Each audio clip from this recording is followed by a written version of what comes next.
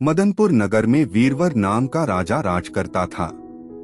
उसके राज्य में एक वैश्य था जिसका नाम हिरण्यदत्त था। उसके मदनसेना नाम की एक कन्या थी। एक दिन मदनसेना अपनी सखियों के साथ बाग में गई।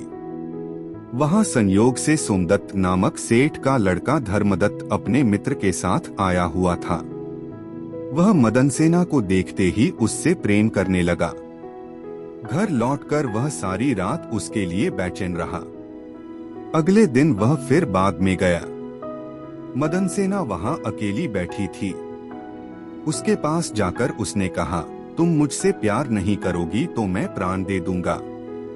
मदनसेना ने जवाब दिया, आज से 5वें दिन मेरी शादी होने वाली है, मैं तुम्हारी नहीं हो सकती। वह बोला, मैं तुम्हारे बिना जीवित नहीं रह सकता।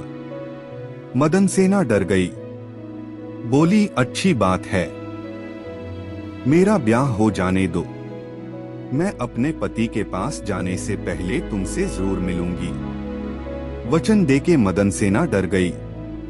उसका विवाह हो गया और वह जब अपने पति के पास गई तो उदास होकर बोली, आप मुझ पर विश्वास करें और मुझे अभय दान दे तो एक बात कहूँ। पति ने विश्वास दिलाया तो उसने सारी बात कह सुनाई।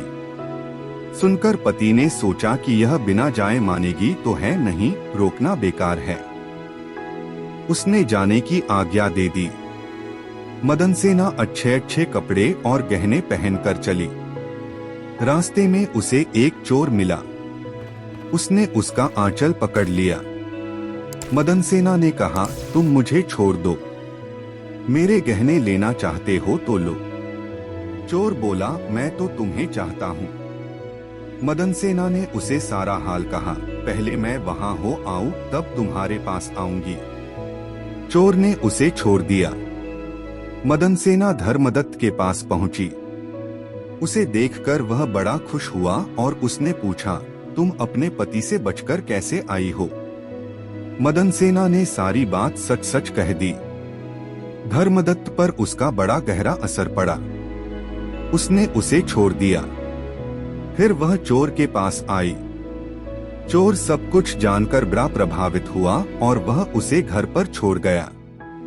इस प्रकार मदनसेना सबसे बचकर पति के पास आ गई। पति ने सारा हाल कह सुना तो बहुत प्रसन्न हुआ और उसके साथ आनंद से रहने लगा। इतना कहकर बेताल बोला, हे राजा, बताओ पति धर्मदत्त और चोर, इनमें से कौन अधिक त्यागी है? राजा ने कहा, चोर। मदनसेना का पति तो उसे दूसरे आदमी पर रुझान होने से त्याग देता है। धर्मदत्त उसे इसलिए छोड़ता है कि उसका मन बदल गया था।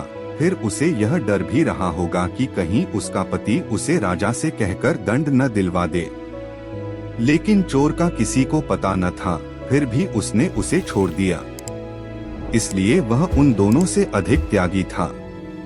राजा का यह जवाब सुनकर बेताल फिर पेड़ पर जा लटका और राजा जब उसे लेकर चला तो उसने यह कथा सुनाई।